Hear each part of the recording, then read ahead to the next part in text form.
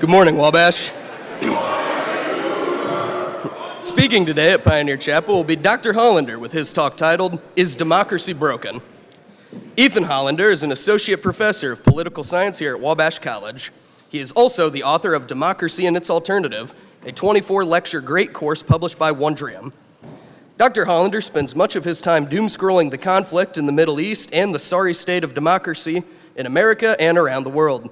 And although he thinks globally, Dr. Hollander is acting locally by serving as an elected representative on the Crawfordsville City Council. When he's not doing any of that, Dr. Hollander enjoys spending time with his wife, Professor of Economics Christy Byun, and his two kids, Isaac and Anna Sophia. Let's give a warm welcome to Dr. Hollander.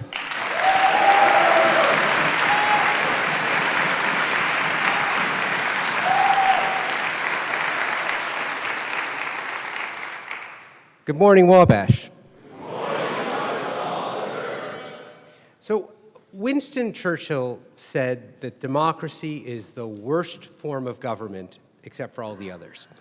And I should start today by saying at the outset that I'm not going to answer that question. I'm not going to answer how democracy stacks up against its alternatives. It's not really my job to. As I tell my students, I teach political science, not politics. And what I mean by that is that my job is to explain how the system works, not what you should think about it. In fact, I actually think that political science is, when done right, completely apolitical. And I do think that it's one of the least political disciplines in modern academia. I'll stand by that. But in any case, my job is to explain how democracy works, not what you think about it. And so how it stacks up against its alternatives, how much you value it and why, that's a question ultimately for you. And I'm going to end what I say today with an appeal that you do just that, an appeal that you consider how much it is that you value democracy and why.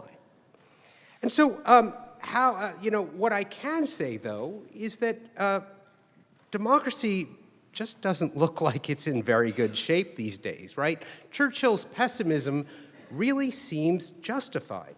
I mean, democracy certainly looks broken. The polarization, the gridlock, the extremism, just the tone of everything. You remember the last couple elections? Armed men at the polling stations?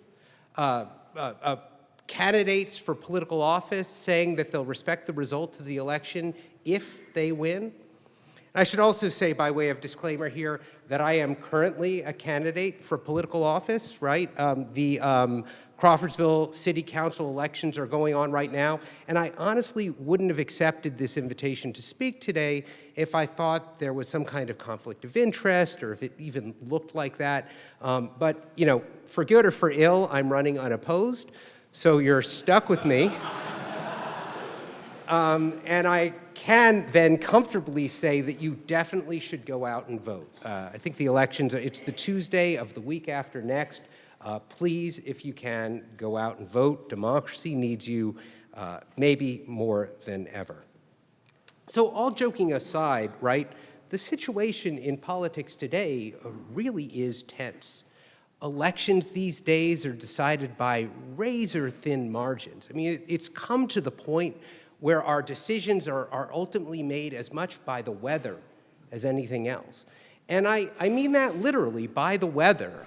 Political scientists have long observed that when the weather is bad, moderates tend to stay home, whereas people with more extreme political views, they tend to go out and vote no matter what. We get a freak snowstorm on the next election day, and that could be the difference between a return to normalcy and the dissolution of American democracy. So anyway, on that cheery thought, right, there are also ways in which we're playing Russian roulette with our democracy. There are only so many times that an angry mob can storm the Capitol building and not kill the vice president. There's only so many times that a lunatic can show up at the house of a Speaker of the House or a chief, a justice of the Supreme Court or a governor and not kidnap the person inside. And if that's true, well, then it's also only a matter of time before something like that happens during the run-up to an important vote, where the deciding vote was about to be cast by the person in question. And if that happens, we're in the middle of a constitutional crisis that we can't even imagine at this point. You know what, it's kind of like a bridge, right? If you think that a bridge that has some kind of structural problem to it, right? It's structurally broken. It looks fine, and it's almost as if we're just kind of waiting for a truck that's big enough to go by to bring the whole system down. And so on that cheery thought, what I want to talk about today is to answer the question, is democracy broken? And I want to do so with reference to two particular issues, two particular ways in which it might be broken. On the one hand, I want to talk about gridlock, political paralysis, right? The fact that government just can't seem to govern anymore. And on the other hand, I want to talk about polarization and extremism, the fact that our elected representatives include racists and radicals and conspiracy theorists of the left and of the right, people who have fringy political viewpoints that we just don't think of as being compatible with modern-day democracy. And let me offer a few statistics to illustrate just how dire the situation is. According to Pew Research, 63% of Americans believe that the Republican Party is too extreme. 61% of Americans, so basically the same number, think that the Democratic Party is too extreme. About half, I mean, this is even worse now, about half of both political parties, or excuse me, about half of both political parties, right? 47% of Democrats and 45% of Republicans think that their own political party is too extreme. And, you know, we could argue all day long about whose extremism is more extreme, about whose extremism is more dangerous, you know, about whose extremism is based in flimsier facts. But the sad fact of the matter is that those conversations aren't likely to go very far, particularly because the fact of our division is so true. And the extremism, the division, really is real. The right believes that America can do no wrong. The left believes that America can do no right. We have left-wing representatives who openly call for defunding police, you know, the kind of people for whom Abraham Lincoln isn't woke enough. And we have right-wing representatives who believe in conspiracy theories, like the one that says that, you know, school shootings are faked, right? As you do. and you know, and this is my favorite. You've got Marjorie Taylor Greene, a representative from Georgia, who actually believes that Jews, you know, international Jewry, controls a giant space laser. And this is true, right? And evidently, this is the laser that they use to kind of keep track of you using the microchip that was implanted when you got your COVID vaccine, right? And this isn't fiction. Wait, hold up. The space laser is fiction. But the fact that she believes it is very, very real and just a little bit scary. And I have to say that it also makes me feel really bad. I mean, as a lot of you know, I'm Jewish. And I'm always the last to know. And the next time we have one of our little secret meetings, I'm going to totally complain that nobody told me about this. That and the bagels are stale. I mean, being a member of, you know, an elder of Zion is just not what it used to be. And so that's what I want to talk about today. Is democracy broken, and particularly, is it broken with reference to the gridlock and the paralysis and to the extremism? So is democracy broken? Well, first, what is democracy? And before that, what is politics? Well, politics, put simply, is the way we make group decisions when the people in the group want different things. Think about the last time that you and a couple friends got together to order a pizza. What was the conversation that immediately followed? Toppings, right? As you know, toppings can be very controversial. You have meat lovers, you have an oppressed minority, vegetarians, you have people with kind of fringy, weird views, like people who like anchovies. And you have people with like outright repugnant views, the sort of racists of the pizza-eating world, people who want to put pineapple on a pizza.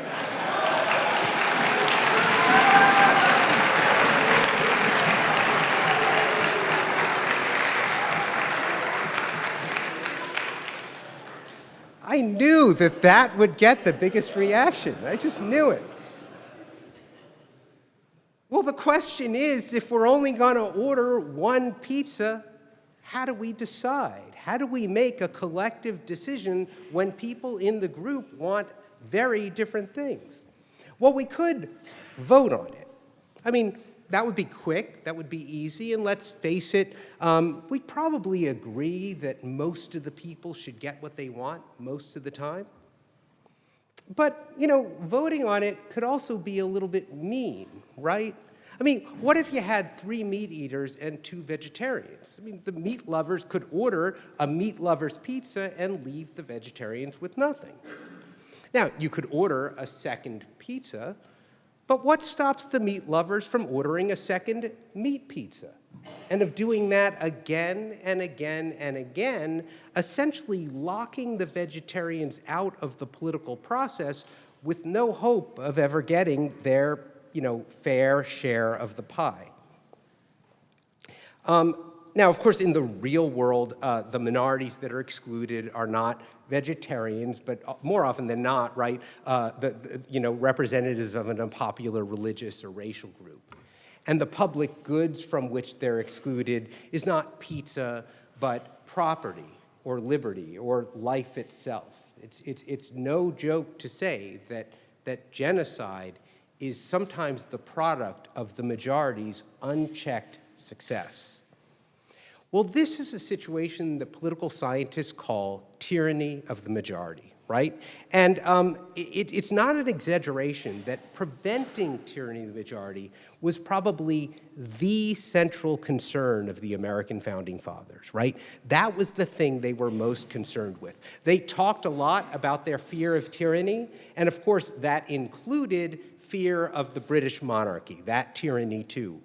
But just as much or more, they feared the tyranny of the majority that they might be creating by creating a democratic system. Well, to figure out how societies really go about trying to prevent tyranny of the majority, think for a second about how you would actually go about ordering that pizza. I mean, particularly if you were a group of just 5 friends. Because the fact of the matter is, you probably wouldn't vote on it.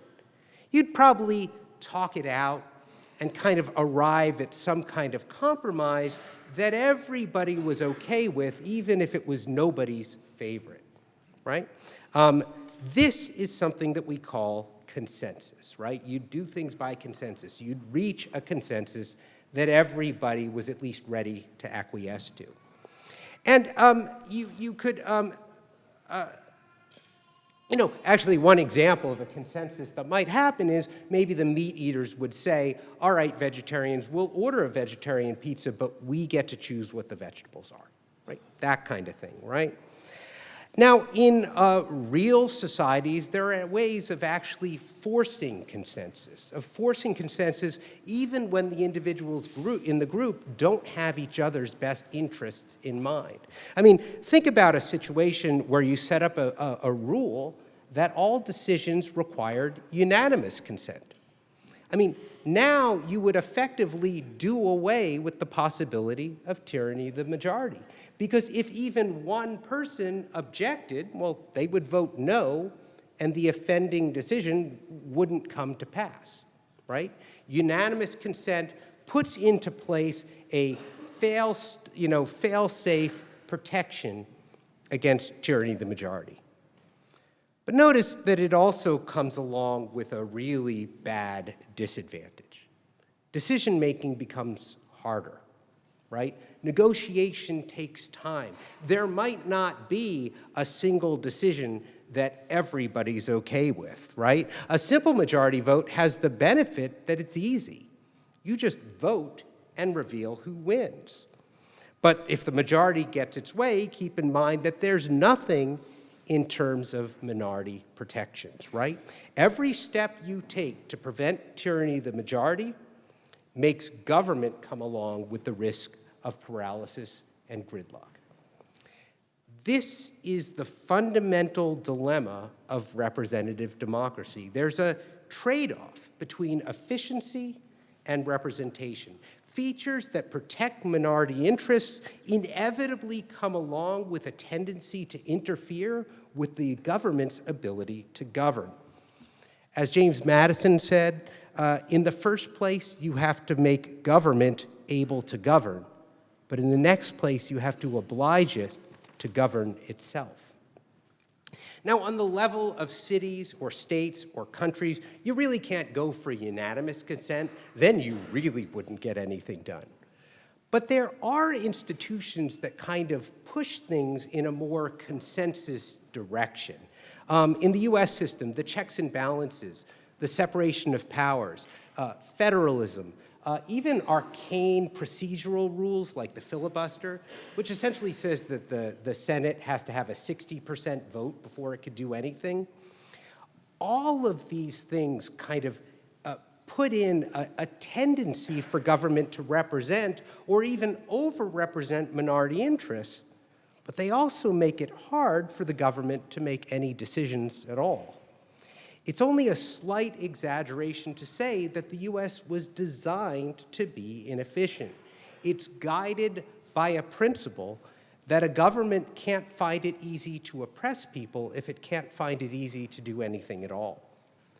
And so back to our two scenarios, right, or our two aspects of representative democracy that worry us. The gridlock, well, sorry to say, it's purposeful, right?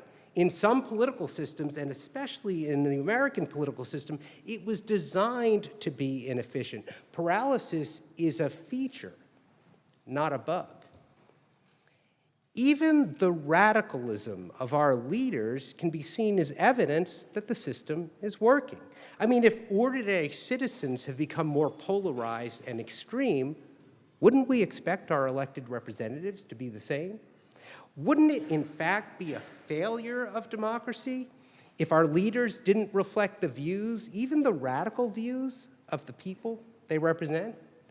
I mean, sure, Representative so-and-so is a homophobe, and Senator what's-his-face is an anti-Semite, and, I don't like that.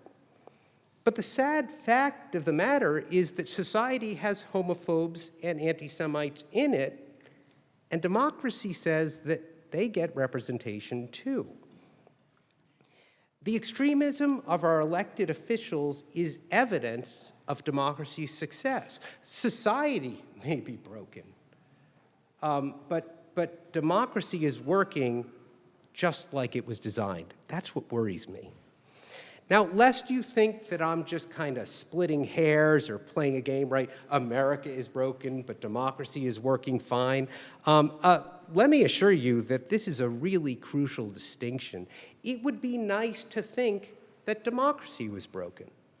If democracy was broken, then an institutional quick fix would be the only thing standing between America as it is and America as it could be. I mean, that would be nice to believe. It'd be like if you went to the doctor and you knew you were sick and the doctor said, hey, good news, your underlying health is fine. Take these pills, change your diet a little, and you'll be good as new. That is a great diagnosis to hear. But it's a terrible diagnosis if it's not true. And with our current situation, unfortunately, I just don't think it is. I mean, how many times have you heard people say, if only we didn't have the Electoral College, if only we could get rid of the filibuster. I read an article the other day that said, if only the United States could have a multi-party parliamentary democracy like they have in Britain. As if British politics these days is really the model of the democratic ideal. Right, but there really is this kind of ingrained belief that it's the institutions that are at fault, I think caused by an unwillingness to look at the inconvenient truth that the problems might be deeper than that, right? The problems might be with our society. And that, the British case, is one of the reasons that I think the problem is deeper than that, right? That the failing is with America, or maybe with the world, and not with our institutions. I mean, if the problem was institutional, then somebody has to explain to me why democracy is in decay all around the world. Right? Somebody has to explain to me why moderates are losing ground, not just here, but in the Netherlands, in Germany, in France, in Israel, in Palestine. Right? If you really want to know what's at root of that crisis, right? It might be just the very fact that there aren't enough moderates on both sides. There you go. I waded into that, and I really didn't want to. You'd also have to explain to me why the problems with democracy are coming about now, when the institutions that are supposedly at fault have been around for decades or even centuries, right? The Electoral College did give us Donald Trump, but it also gave us, Jefferson and Lincoln and Washington and Roosevelt. Gerrymandering has been around for 200 years. But, it's only recently that it's really motivated by such crass political partisanship. It used to be motivated more by, good old-fashioned corruption and cronyism. But whatever the reasons for democracy's decay, and I'm not going to go into them now. If you want to know more about democratic decay, I encourage you to look into Democracy and Its Alternatives. Where I do go into that, get your copy now. But regardless of the reasons for why this is happening now, it really just does seem like America, or maybe the world, is going to hell in a bucket, and that the institutions are just kind of along for the ride. Now, adding urgency to the issue is that democracy, even in its current state, still has this kind of persistent power to lend legitimacy to collective decisions. For whatever reason, we're just more likely to go along with collective decisions if we think that those decisions were arrived at democratically. And so if that's the case, consider this. We live in a country where a good portion of the country, maybe almost half, believe that in 2016, we legitimately elected a corrupt fascist as president. There's a comparable portion of the American electorate on the other side that thinks in 2008, we elected a foreign-born Muslim terrorist, socialist, whatever they called him, right? Now, I happen to believe that one of these is just a little more likely than the other to be true, but that's not the point, right? The other side believes its story with the same conviction that I believe mine, and they fear my ideal every bit as much as I fear theirs. In fact, the only thing we really agree on is that democracy is this close to empowering the very people that seem intent on destroying it. And if that's the case, we have to think really carefully about if, and if so, why we value a system that's simply so good at representing people who actively want our own personal doomsday scenario to come to pass. We have to think about the wisdom of arming a broken society with a political system that gives legitimacy to, that gives voice to its worst impulses. If it's between that and, throwing the dice with a dictatorship that may or may not be benevolent, I'm not sure the answer is as obvious as I used to think, right? At least the dictator would probably get something done.